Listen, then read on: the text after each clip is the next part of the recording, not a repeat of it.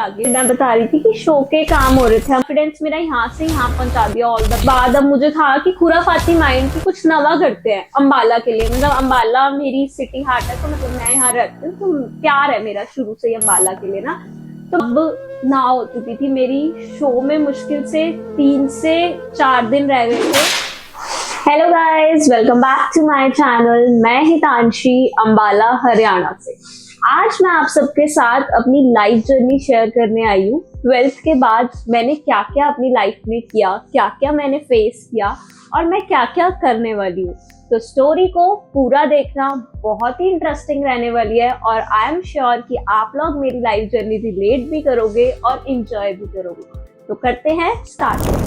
Class 12 से करते हैं स्टार्ट। 12th में मैं बहुत नॉटी थी। मुझे बहुत फन करना, एंटरटेन करना, एंजॉय करना और फ्रेंड्स के साथ मस्ती करना बहुत पसंद था। पर कहते हैं ना कि आप हमेशा यही सब नहीं कर सकते, कुछ चेंजेस बहुत मैंडेटरी होते हैं लाइफ में। तो 12th के बाद मेरी लाइफ में एक ट्विस्ट आया, जहाँ पर मुझे पता चला कि मेरी सारी फ्रेंड्स का माइंडसेट है इंडिया से बाहर जाना। तो उनका तो करियर सेट था, पर मुझे भी तो कुछ करना था। और यही सोच के मुझे कई बार कंफ्यूजन हुआ कि मुझे क्या करना चाहिए, क्योंकि बाहर जाने का तो मेरा कोई प्लान नहीं था। ना मुझे जाना पसंद है, ना मेरी फैमिली मुझे भेजने वाली थी। तो मैं बहुत कंफ्यूज थी कि मुझे क्या करना चाहिए। यही सोच के शुरू से ना मेरा स्पीकिंग स्किल्स बहुत अच्छा रहा है। घर में कोई फंक्शन होना, छोटा मोटा मैंने होस्ट करना, कभी मुझे स्टेज पे परफॉर्म करने का चांस मिलना तो मैंने परफॉर्म करना, और साथ साथ कभी भी मतलब मुझे माइक हैंडलिंग का मौका मिलना तो मैंने हमेशा करना। तो यही सोच के कि मेरा स्पीकिंग स्किल्स अच्छा है, मैंने जर्नलिज्म मास कम्युनिकेशन में एडमिशन ले लिया चंडीगढ़ में एसडी कॉलेज। इसके बाद जब मैं जर्नलिज्म करने गई, मैंने जर्नलिज्म में ये सोच के एडमिशन लिया था कि मैं एक न्यूज़ एंकर बनूंगी, मैं टीवी में आऊंगी। मुझे शुरू से ही टीवी में आने का, मीडिया में आने का बहुत शौक है, तभी मैंने अपना ये यूट्यूब चैनल भी बनाया है। पर क्या न्यूज़ एंकर बनना इतना आसान था? नहीं। न्यूज़ एंकर बनने से पहले बहुत कुछ था, बहुत टफ चीज़ें थी। आपको फील्ड रिपोर्टिंग करनी पड़ती, आपको बहुत चीज़ें ग्राउंड पे रह के करनी पड़ती, जो मुझे कहीं ना कहीं लगा कि मैं नहीं कर सकती। मैं ये नहीं कहती कि जर्नलिज्म अच्छा नहीं है, पर मैं ये कहती हूँ कि हर किसी का अपना लिविंग लाइफ होता है, हर किसी की अपनी चॉइस ऑफ लाइफ है। तो मुझे मेरे अकॉर्डिंग जर्नलिज्म अच्छा नहीं लगा कि मैं इतना ग्राउंड पे काम नहीं कर सकती। जिस शुरू से जैसे मैं रही हूँ, जैसे शुरू से मैंने चीज़ें रखी हैं, जैसे मैं एक्सप्लोर करती आई हूँ लाइफ को, तो मुझे नहीं लगा कि मैं ग्राउंड पे इतना काम कर पाऊँ। तो यही सोच के मुझे कई बार कंफ्यूजन होता था कि मैंने जर्नलिज्म ले लिया है, तो अब मैं क्या करूँगी। पर कहते हैं ना, God has better plans always. तो यही ऐसे ही मेरी लाइफ में एक ट्विस्ट आया। एक दिन मैं कॉलेज से घर आ रही थी और घर आई तो मम्मा के पास आई, मतलब मैं चंडीगढ़ ही होती हूँ मोस्ट ऑफ टाइम, अम्बाला आई तो मम्मा से ऐसे ही मैं बात कर रही थी कि क्या चल रहा है, क्या करना चाहिए, आजकल क्या ट्रेंड में है। तो वैसे ही ना मम्मा के पास किसी का, मुझे याद है, मैसेज आया था एग्जीबिशन का कि हम एग्जीबिशन ऑर्गेनाइज कर रहे हैं और वहाँ पे ऐसे स्टॉल्स होते हैं, ऐसी चीज़ें होती हैं। तो मैंने भी ना शौक पे मम्मा को कह दिया कि हम ना वहाँ स्टॉल पुट इन कर लेते हैं। मेरे पापा का क्लोथिंग का आउटलेट है, सबको पता ही है। तो मैंने ऐसे ही मम्मा को कह दिया कि हम वहाँ पे एक स्टॉल पुट इन कर लेते हैं। पर वो स्टॉल पुट इन करते करते हमने ना उनसे मतलब रेट्स पूछे, प्राइजेस पूछे, तो कहते हैं ना वो बिजनेस फैमिली से आए हैं, बिजनेस माइंडसेट। तो मैं ना कैलकुलेशंस में पड़ गई, इतने स्टॉल, इतनी इंटू इतना पैसा। मैंने कहा ये तो बहुत अच्छा काम है, इसमें तो पैसा ही पैसा है, इससे बेटर तो कोई काम ही नहीं है। मैंने ऐसे कहा और मैंने मम्मा को ना नॉर्मली कह दिया कि हम अपनी एग्जीबिशन करते हैं, कि हम स्टॉल क्यों पुट करेंगे, हम तो अपनी होस्ट करते हैं एग्जीबिशन। यही सोच के मैं और मम्मा ना उसी दिन घूमने तो हम जाते हैं, हम कहीं पे जहाँ हमें लगा कि अम्बाला का मतलब प्राइम लोकेशन है, वहाँ गए और रेंट पूछा उनसे कि हॉल का क्या चार्जेस रहते हैं। जो उन्होंने मुझे रेंट कोड कर दिया, मुझे वो बहुत कम लगा, क्योंकि मैं तो अपनी कैलकुलेशंस में चल रही थी। तो मैंने ना बिना सोचे बिना कुछ समझे उसमें छलांग मार दी और एग्जीबिशन कर दी लॉन्च। मार्केट में हम शाम को घर आए और मैंने ऐसे ही एक पैम्फलेट सा बनाया, एक पोस्टर बनाया। इतनी क्रिएटिव तो मैं शुरू से ही हूँ, फोन में मैं ऐसे छोटे छोटे काम कर ही लेती थी। तो मैंने बस उसको मार्केट में लॉन्च कर दी। उसके बाद मुझे ना मतलब समझ नहीं आया कि अब स्टॉल्स कहाँ से आएंगे। तो मुझे ना जब मैंने सोशल मीडिया पे डाला तो 3-4 लोगों की ना क्वेरीज आने लगी कि स्टॉल के बारे में डिटेल्स दे दो, स्टॉल का बता दो। तो जब क्वेरीज आई तो मुझे ना लेआउट मांगने लगे लोग। लेआउट एक ग्राफ होता है एग्जीबिशन का। तो मैं भी लाइक लेआउट होता क्या है, मुझे नहीं पता। मतलब मैं कंफ्यूज हो गई कि लेआउट होता क्या है। फिर अब जब हम लेआउट बनवाने गए थे ना तो वहां पे हमें मैनेजर मिले। तो उन्होंने मुझे कहा कि बुकिंग करवा दो। तो बुकिंग करवाई, मैंने कहा ठीक है करवा देते हैं। मैंने मम्मा को बोला चलो हम बुकिंग करवा देते हैं, जब अब हम एग्जीबिशन कर ही रहे हैं तो बुकिंग करानी है। तो हम वहां गए, जो हमें उन्होंने रेंट कोड करा था हमने उसके हिसाब से उन्हें बोला बुकिंग कर लो। तो उन्होंने कहा नहीं मैम ऐसे नहीं होता, ये कमर्शियल काम है। जो आपने को रेंट कोड हो गया वो पार्टीज का है। जब हम कोई कमर्शियल काम कर रहे हैं तो 3 मल्टीपल रेंट होता है। तो आप लोग इमेजिन करो कि मतलब मेरे तो एक बार क्या कहते हैं वो जमीन खिसक गई कि हाँ मतलब मैंने तो मार्केट में लॉन्च कर दिया है, मैं बहुत कम रेंट पे स्टॉल्स भी लोगों को देने शुरू कर चुकी थी। तो ये मतलब क्या 3 मल्टीपल। तो मैंने ना मम्मा को कहा कि ये तो बहुत ज्यादा है। तो हमने जो उनके मेन ऑनर वगैरह जैसे जो हेड होते हैं वहां पे हम गए और उनसे रिक्वेस्ट करी। पर उन्होंने कहा कि नहीं मैम ये सबके लिए सेम है, आपके लिए कुछ स्पेशल नहीं हो पाएगा क्योंकि हमें सबको इक्वल रखना होता है। तो मुझे तो बहुत शौक लगा, क्या कहते हैं वो जोरों का झटका हाय धीरे से लगा और बहुत शॉकिंग था। तो मैंने मम्मा को नॉर्मली कहा कि कानों को हाथ लग गई, मैं जिंदगी में एग्जीबिशन नहीं करूंगी, बस ये जैसे तैसे हो जाए। तो मम्मा ने मुझे उल्टा मोटिवेट करा कि चल अब जो होगा देखा जाएगा, पर मार्केट में एटलीस्ट तेरा नाम खराब नहीं होना चाहिए। जब अब हम कुछ कर रहे हैं, अगर हमने कुछ स्टार्ट करा है तो उसको एंड करना हमारा फर्ज बनता है। तो मेरे लिए यहाँ पे बहुत ज्यादा खराब हो गया था सिस्टम की, इतना ज्यादा रेंट है। चलो अब इसके बाद हमें जब स्टॉल्स बुक होने लगे, अब चलो रेंट का तो जो हुआ वो हुआ। उसके बाद क्या हुआ, जब मैं स्टॉल बुक करने लगी, मेरे स्टॉल बुक होने लगे, तो मुझे ना उनके मैसेज आने लग गए कि मैम आप प्रमोशन में क्या कर रहे हो, हमें स्टैंड्स चाहिए, हमें लाइट चाहिए, हमें टेंट टेबल्स चाहिए, फूड में आप क्या दे रहे हो, चाय पानी ये सब। मैंने कहा हाँ ये सब भी हमें एग्जीबिशन में देना होता है। मतलब मुझे तो शौक पे शौक लगी जा रहा था और मेरे ना कानों से धुएं निकल गए थे कि मैं कॉलेज लाइफ एंजॉय करने की उम्र में कहाँ इन चक्करों में पड़ गई। मतलब मैं सोच रही थी कि मैं क्यों ही कर रही हूँ, और मैं भगवान जी को बस ये कहती थी कि भगवान जी इस बार बचा लो, मैं आगे से कभी ऐसे पंगे नहीं लूंगी। पर फिर क्या हुआ, मतलब अब ये सब जब हम प्रमोशंस पे आए तो हमें पता चला कि प्रमोशन के लिए हमें प्रेस कॉन्फ्रेंस करनी पड़ती है, फ्लेक्सीज लगानी पड़ती हैं और पासेस बांटने पड़ते हैं, पैम्फलेट बांटने पड़ते हैं, कुछ क्रिएटिव वीडियोस बनानी पड़ती हैं। तो बहुत काम था और मैंने ना वैसे भी इसको बहुत शॉर्ट टाइम में करा था। 10-15 दिन के गैप में मैंने एग्जीबिशन लॉन्च कर दी थी, क्योंकि मुझे कोई नॉलेज नहीं थी, ना मैंने इसके पॉजिटिव इम्पैक्ट देखे ना नेगेटिव इम्पैक्ट देखे, और बस छलांग मार दी थी कैलकुलेशनों में पढ़ के। वो बिजनेस फैमिली से आती है ना, तो बिजनेस माइंड ही चला बस मेरा तब। तो इसके बाद जब मैंने अब ये सब हो गया था और फाइनली इवेंट का डे आ गया, एग्जीबिशन का दिन आ गया, और मैं ना उस दिन में बहुत डरी हुई थी, सच्ची बता रही हूँ मैं। तो मुझे इतना डर लगा हुआ था कि क्राउड आएगा, शॉपिंग होएगी, कैसे कब सब मैनेज होगा। और सुबह सुबह मुझे याद है जिस दिन हम गए इवेंट वाले दिन, वहां पे सफाई करते करते पूरा गेट का कांच टूट गया उनके सफाई वाले से जो क्लब के थे। तो आई बी लाइक अब ये कैसे साफ होगा, कब सब मैनेज होगा। मतलब मैं इतनी हबड़ा दबड़ी में हम सब कुछ मैनेज कर रहे थे और मुझे ना सुबह सुबह ही डर बैठ गया कि कांच टूट गया, अब तो सब बस भगवान जी बचाए, अशुभ होता है। मतलब हमारे पंजाबी फैमिलीज में कहते हैं ये तो बहुत अशुभ चीज होती है। तो मैं डर गई बहुत ज्यादा कि आज तो पता नहीं क्या होगा।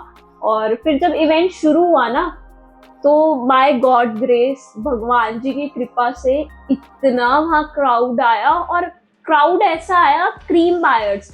कईयों को मैं जानती भी नहीं थी, कई मेरे बहुत नोन्स आए, कई लोग मुझे मिलने आए, कोई तो मेरे लिए गिफ्ट लाया कि आप इतनी कम एज में इतना कुछ कर रहे हो। तो मुझे ना बड़ा अच्छा लगा कि ऐसे कितना प्यार मुझे मिल रहा है। कि चलो प्रॉफिट लॉस तो एक अलग चीज है, आपको एक मार्केट वैल्यू मिल जाती है ना, तो आप सारी चीजें भूल के बहुत खुश हो जाते हो।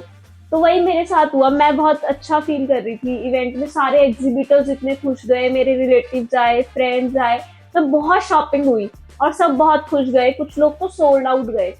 तो मैं finally end of the day thank you कर रही थी गॉड का कि भगवान जी, साईं जी, आपने मुझे बचा लिया और फाइनली एग्जीबिशन भी होगी और मेरा मार्केट में नाम भी बन गया। मुझे लोग जानने लग गए कि हितांशी ऐसे ऐसे अम्बाला में एक इवेंट किया। और पहली बार ये एग्जीबिशन, मतलब बहुत पहले होती थी पर अब के ट्रेंड में अम्बाला में एग्जीबिशन बहुत टाइम बाद मैंने स्टार्ट की थी, तो मुझे बहुत अच्छा लगा। तो पर मैं ये सोच चुकी थी कि मैं अब एग्जीबिशंस नहीं करूंगी क्योंकि इतना इजी काम मुझे नहीं लगा था।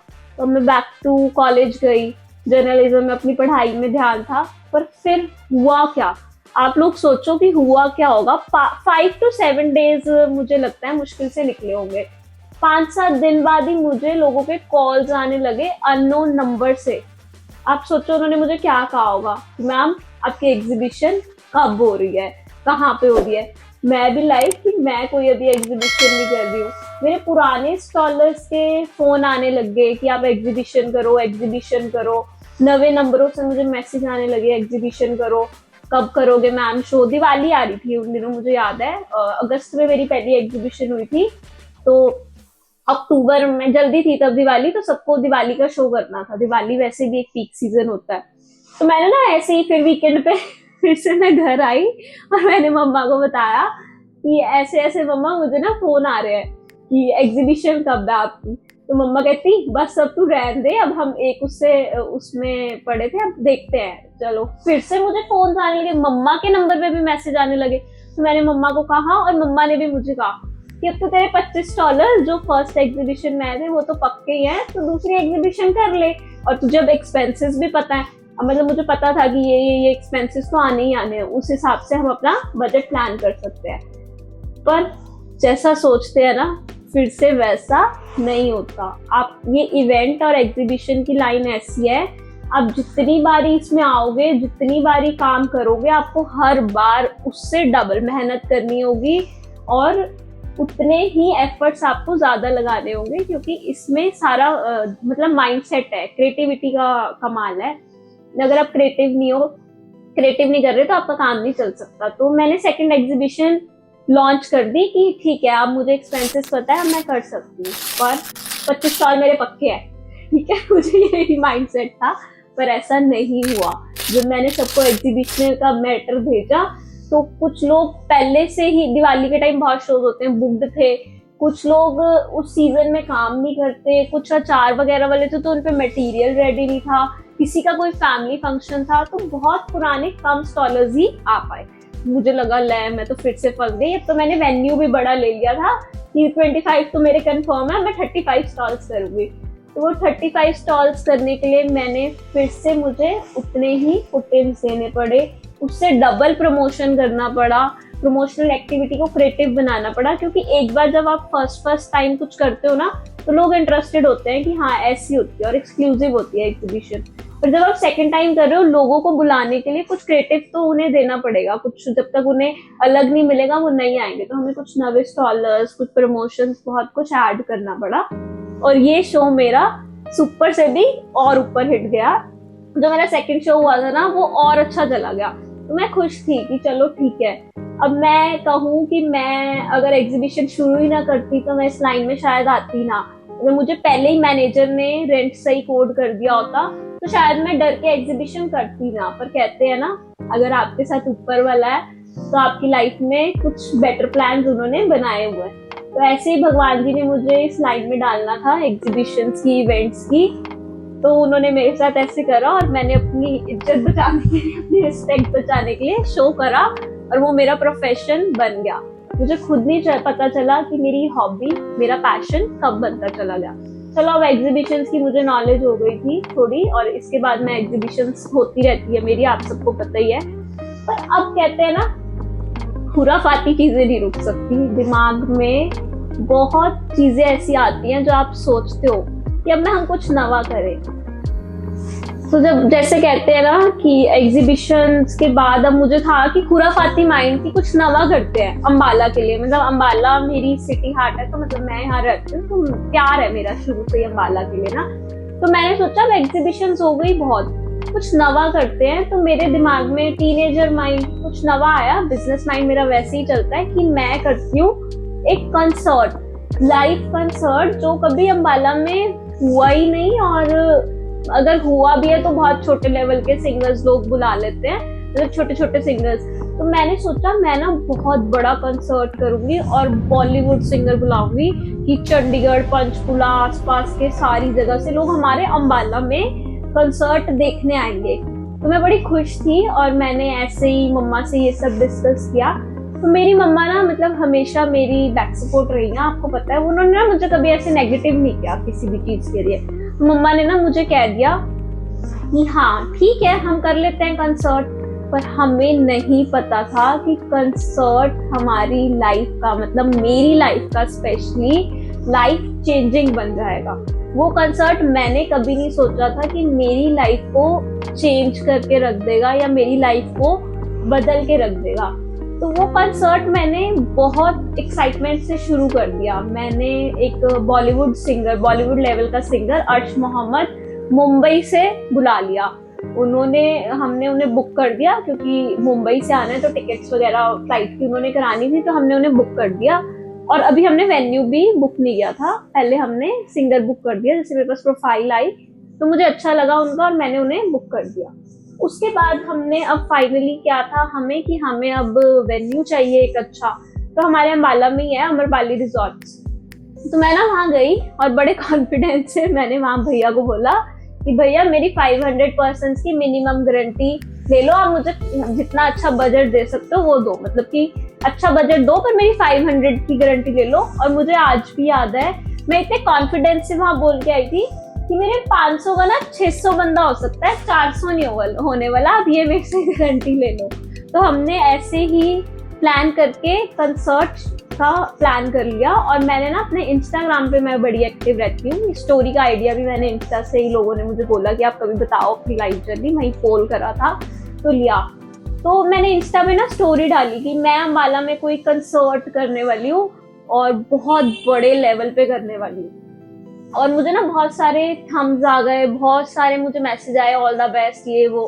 तो मेरा कॉन्फिडेंस जो यहाँ था ना वो यहाँ पहुंच गया कि मेरी तो टिकटें बहुत जल्दी बिक जाएंगी। मैं तो इतनी कॉन्फिडेंस हो गई थी कि मैं दोबारा अमरपाली रिजॉर्ट गई। मैंने कहा ये जगह तो बहुत छोटी है, मेरे को जिस हिसाब से रिस्पॉन्स मिलने वाला है, और तो मैं दोबारा कोई बहुत यहाँ पे बैंक्वेट है जहाँ वेडिंग वगैरह होती है, सिया वाटिका, मैं उन अंकल के पास गई और मैंने ना वहाँ पे बात करी कि हम यहाँ पे कंसर्ट करते हैं। वहाँ पे कम से कम 1500 बंदे की गैदरिंग हो सकती थी।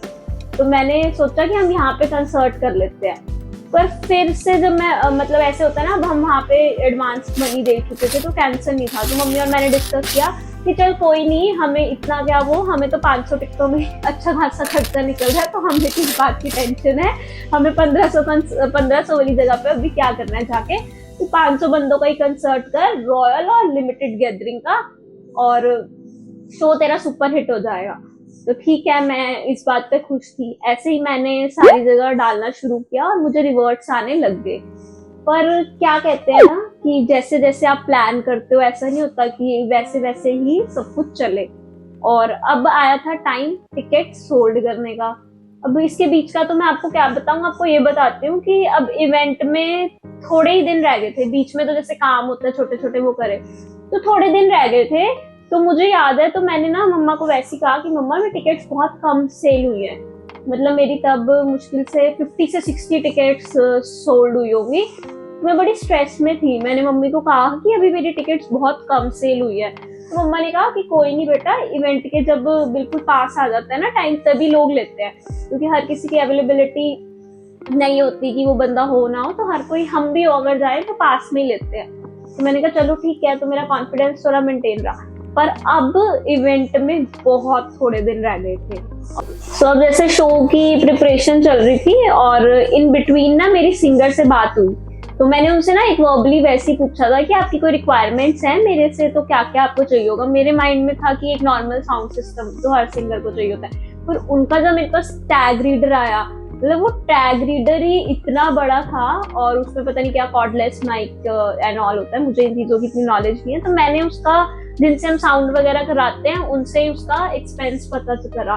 तो मुझे उसका एक्सपेंस पता चला कि उसका जो उनकी रिक्वायरमेंट्स हैं वो 1.5-2 लाख रुपए का आता है साउंड सिस्टम। वो भी अगर हम मतलब अपने नोन से करा रहे थे तो वो मुझे बहुत बजट में चीजें बताए थे कि 1.5-2 लाख से कम ये सेटअप नहीं हो पाएगा। तो मेरे को यहाँ पे एक नवा शौक लग गया कि एक तो मेरी टिकटें अभी सिर्फ 50-60 बिकी है, कहाँ हमें 500 टिकटें बेचनी थी, और ये 1.5-2 लाख का और एड ऑन हो गया था खर्चा। तो मेरा यहाँ पे स्ट्रेस लेवल बढ़ने लग गया कि शो में भी मतलब बहुत दिन कम ही रह गए थे, थोड़े टाइम था अभी। तो मैंने, जब आप कहीं फंसते हो ना तो आपको अपने याद आते हैं, आपके रिलेटिव्स, आपके फ्रेंड्स, आपके नोन्स। तो मैंने ना किसी को कुछ ऐसा कह नहीं सकते थे, पर मैंने ऐसे सबको बोला कि आप मेरी टिकट सोल्ड करने में हेल्प करो, कि मैं शो कर रही हूँ तो अब आप सब आओ और हेल्प करो, थोड़ी थोड़ी टिकट सोल्ड करो। मैंने सबको ये बोला। तो अब मुझे इतना वो था कि हाँ चलो थोड़ी थोड़ी सब टिकट्स करेंगे तो हमारे एक्सपेंसेस निकल जाएंगे। जब हम किसी चीज में पढ़ते हैं ना तो बहुत छोटे छोटे एक्सपेंसेस आते हैं जो हमें नहीं पता होता, पर इतना ना कुछ खासा पॉजिटिव रिस्पॉन्स नहीं आ रहा था। तो मुझे लग रहा था कि शायद मैं फंस रही हूँ कहीं। तो अब मैंने ऐसे ही क्रिएटिव माइंड से अपने सोचा कि हम प्रेस कॉन्फ्रेंस करते हैं और प्रमोशन को हम जो यहाँ तक कर रहे हैं इसको यहाँ तक बढ़ा देते हैं कि पब्लिक में प्रमोशन होगा और पब्लिक में इंटरेस्ट जाएगा तो लोगों का इंटरेस्ट बन जाएगा कि हाँ कि कुछ अच्छा हो रहा है अम्बाला में। तो हमने प्रमोशंस पे और इन्वेस्टमेंट करनी शुरू कर दी, प्रेस कॉन्फ्रेंस करी, फ्लेक्सेस वगैरह पे, ऑनलाइन पे, इधर उधर हमने कोई इन्फ्लुएंसर वगैरह से वीडियोस बनवाई, इन्वेस्टमेंट शुरू कर दी। पर रिवर्ट मुझे जीरो आ रहा था। जीरो इन द सेंस कि बहुत कम टिकट सोल्ड हो रही थी और ऐसा कोई रिवर्ट नहीं आ रहा था किसी भी चीज से। पता नहीं ऐसा क्यों हो रहा था। कुछ ऐसा भी था कि थोड़े लोगों को पता चल चुका था थोड़ा सा कि मेरी टिकट्स इतनी सोल्ड नहीं हो रही हैं शो की। जैसे मैंने अपने जो हमारे टीममेट में काम कर रहे थे उनको बता दिया, उधर से एक एक को कहते हैं ना ऐसी बातें बहुत जल्दी फैलती हैं। तो कुछ पता चल रहा था मार्केट में कि मेरे शो की टिकट सोल्ड नहीं हो रही है।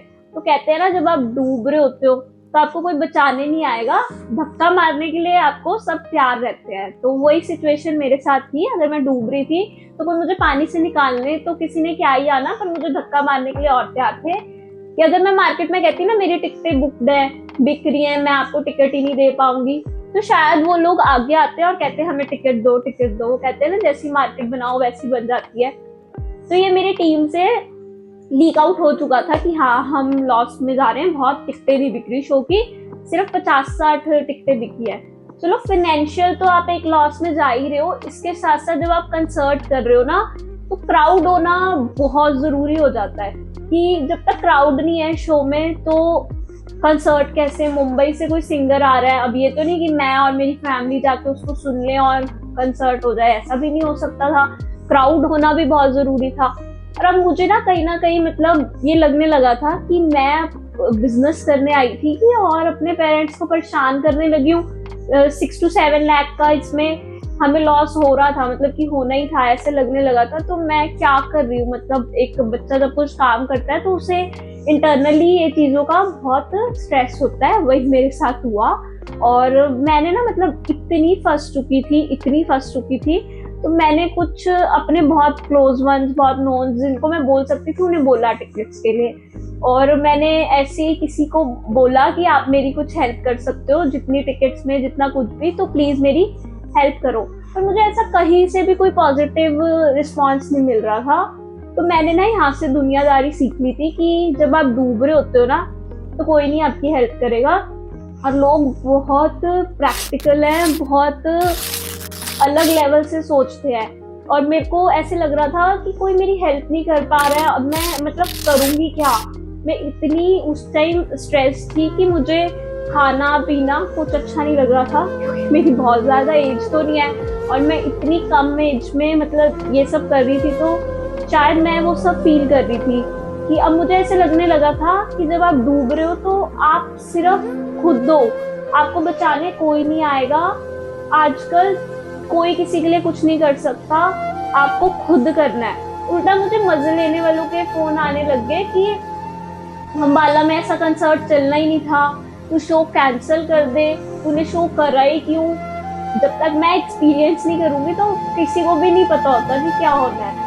तो ऐसे ही मैंने जब ये शो एक्सपीरियंस करा था और नहीं मुझे पता चल रहा था कि मैंने क्या करना है, तो मुझे अब पता चलने लग गया था कि कोई मेरे लिए कुछ नहीं करेगा और जो करना है मुझे खुद करना पड़ेगा। जैसे मर्जी जो भी करे खुद करना है। और यहाँ से मेरी लाइफ बहुत चेंज हो गई। मैंने बहुत दुनियादारी सीख ली, प्रैक्टिकल होना सीख लिया।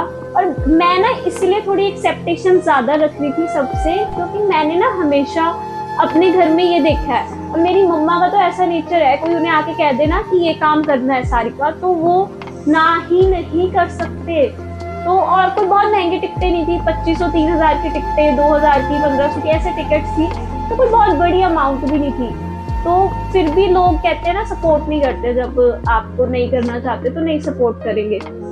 ऐसा नहीं है कि मेरे वेल विशर्स नहीं थे, मेरे बहुत उस टाइम वेल विशर्स भी थे जो दिल से मुझे बहुत सपोर्ट कर रहे थे। हाँ, जो मेरे लिए कर सकते थे, जो उनके हाथ में था। पर जहाँ पे आप फंस रहे हो ना, उस लेवल से आप ना सा भी पॉजिटिव रिस्पॉन्स नहीं मिला। मुझे याद है मैं ऐसी नेचर की हूँ कि मैं किसी को कोई काम कह नहीं सकती, पर मैंने पता नहीं उस टाइम कैसे किसी को कोई काम कहा कि मेरी टिकट्स बिकवाओ, सब कुछ किया, तो मुझे कोई रिस्पॉन्स पॉजिटिव नहीं आ रहा था। और ऐसा टाइम आ गया था कि मैं रात को अकेले बैठ के रोई हूँ। मतलब मैं स्टोरी बता रही हूँ तो मुझे इमोशन ऐसे आ रहे हैं, मैं अभी रोना नहीं चाहती, मैं नहीं चाहती कि मैं ऐसे कैमरा में रो।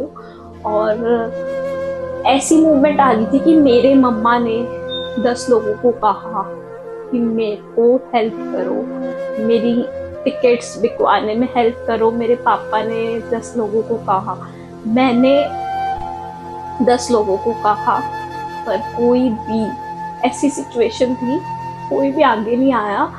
मतलब कहते हैं ना कि कोई भी जब आप फंस रहे होते हो कोई आगे नहीं आता, ना कोई आपकी हेल्प करता है। ऐसी सिचुएशन मेरे साथ आ गई थी, किसी ने आगे आके मेरा हाथ ही पकड़ा। इतनी उस टाइम शक्ल थी, इतनी उस टाइम कंफ्यूज थी, पर किसी ने मेरी कोई सपोर्ट नहीं करी। अब मैं नहीं बता पा रही हूँ, मैं ये सब आपको इसके बाद इवेंट हुआ कैसे पार्ट 2 में बताऊंगी। और तब तक आप प्लीज स्टोरी को लाइक करो अगर अच्छी लगी, तो मैं आगे इवेंट